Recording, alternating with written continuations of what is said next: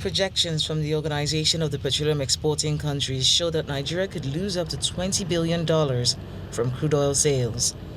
This represents about 90% of the nation's exports as crude oil prices continue to fall due to the COVID-19 pandemic. The non-oil sector, including the aviation industry, hospitality sector, small and medium enterprises, among others, have also experienced a downturn during the pandemic. In February, the International Monetary Fund revised the projection for the 2020 gross domestic product growth rate for Nigeria from 2.5% to 2%. Experts believe these indices could spur government on how to address its revenue receipts from oil. What we cannot control is what happens to global oil prices. The good news is that as we speak, it has climbed above $30 per barrel, and budget has been reviewed to $25 per barrel. We can only hope that with the cuts we have here and there, it will have meaningful implication. And it's not just the price that matters, output also matters.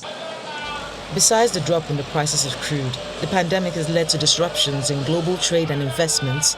The question is, how can government get the economy working while the pandemic remains? How do you conserve resources at the level of the household by pushing back on payments that they have to make, and then pushing more resources, that is preventing unemployment or scaling down unemployment, large-scale redundancy? Government is holding their workers and paying them, but how about the private sector? There are issues there.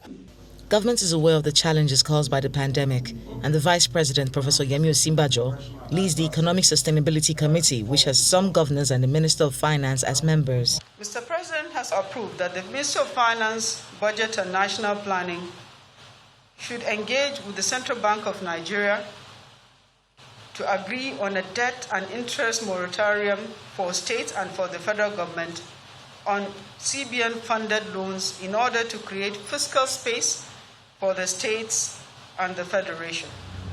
The states are not left out in the stimulus plan. The World Bank is planning to disburse $1.5 billion to states by September as part of economic stimulus to cushion the impact of the COVID-19 pandemic. This is part of the financial institution's proposed package for immediate fiscal relief for the federal government.